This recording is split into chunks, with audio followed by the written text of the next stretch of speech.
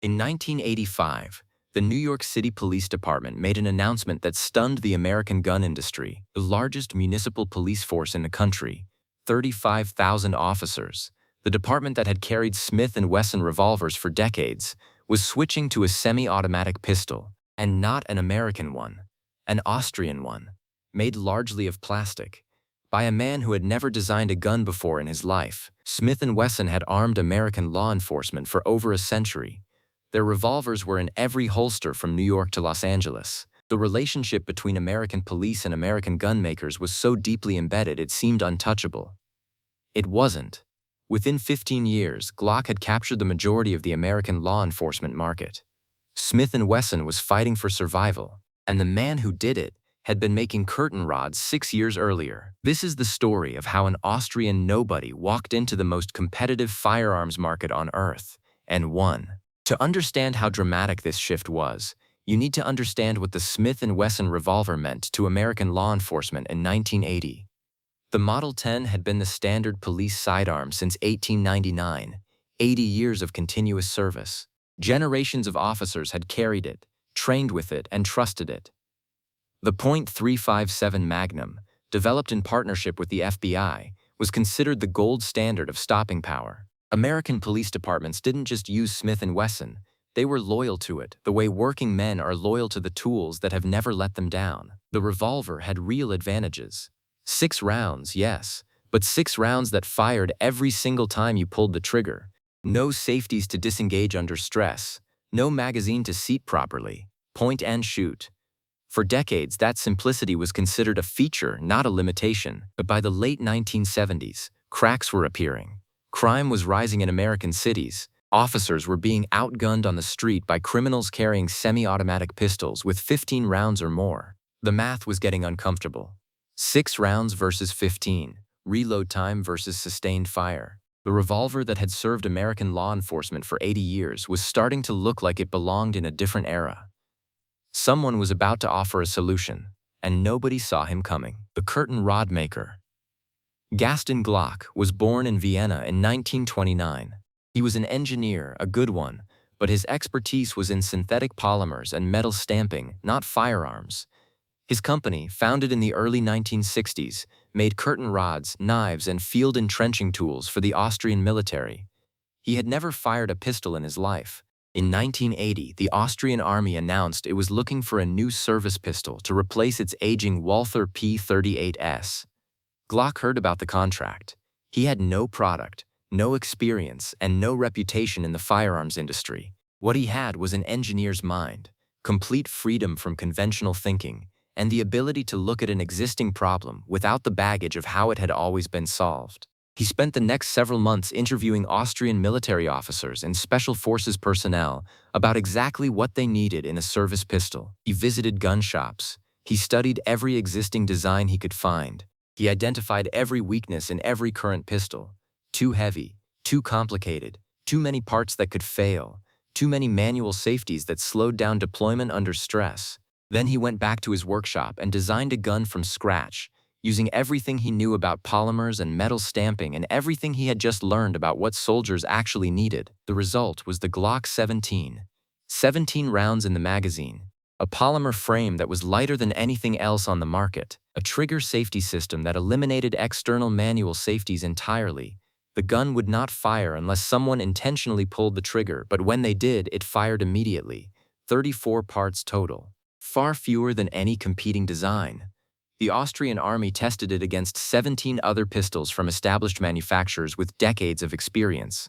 The Glock 17 won. That was 1982.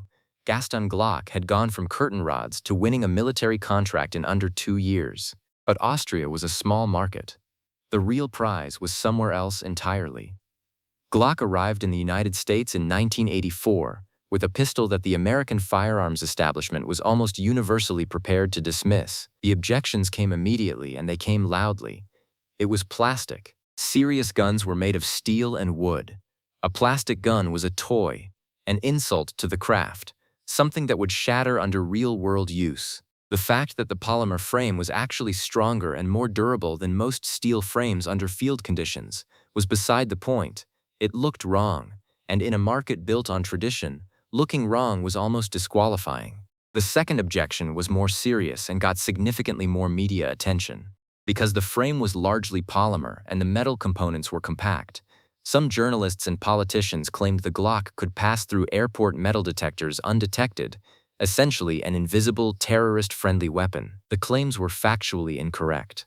The Glock contained more metal than many conventional pistols and would absolutely trigger a metal detector.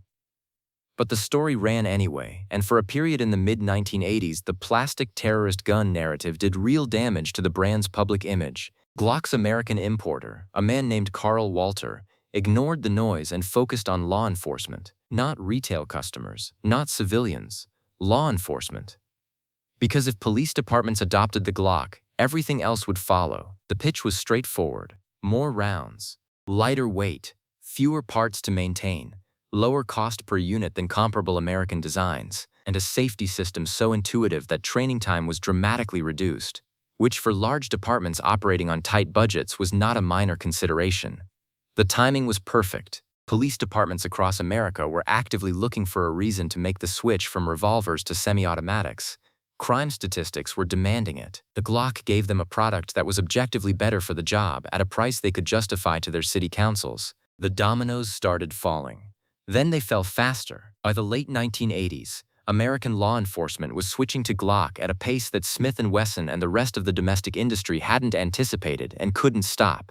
The arguments against the Glock, plastic construction, unfamiliar design, foreign origin, turned out to matter far less than round capacity, reliability, and cost. Smith & Wesson scrambled to respond. They developed their own semi-automatic line, the third-generation S&W autos, and they were genuinely capable pistols. But they were playing catch-up in a market they had dominated for a century, and catch-up is a difficult position from which to win. By the mid-1990s, Glock held roughly 65% of the American law enforcement market.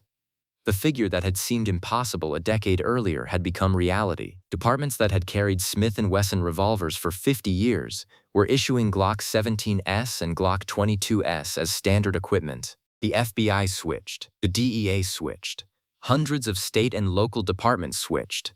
Smith & Wesson, meanwhile, was heading toward the crisis you already know about if you've watched this channel: the Clinton agreement, the boycott, the $15 million fire sale. The Glock invasion didn't cause all of that, but losing law enforcement dominance removed the single most important institutional anchor the brand had. Here's the part that doesn't get said enough. Glock didn't win because it was foreign. It didn't win because it was cheap. It won because one engineer with no preconceptions about how a gun should be made asked the right questions and followed the answers wherever they led, even when the answers looked like curtain rod material and violated a century of conventional wisdom. Today, Glock is the best-selling pistol in the United States by a significant margin. The American law enforcement market it captured in the 1980s and 90s, it has never surrendered. An estimated 65% of American police officers carry one right now. Smith & Wesson has rebuilt. Their M&P line has won back significant market share, including law enforcement contracts. The competition between the two brands remains intense and genuine, but the landscape Gaston Glock created, semi-automatic, high-capacity, polymer-framed pistols as the standard for American law enforcement, is permanent. Smith & Wesson now competes on Glock's terms, in a market Glock defined. The man who did all of this started with no gun industry experience, no American connections, and a product his competitors called a toy.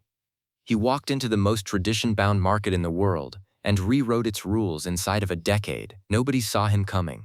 That was the point. If this one hit different, drop a comment below with what you carry and why.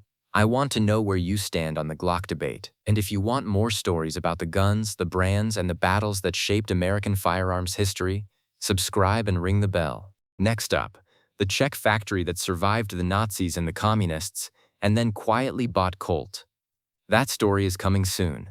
See you then.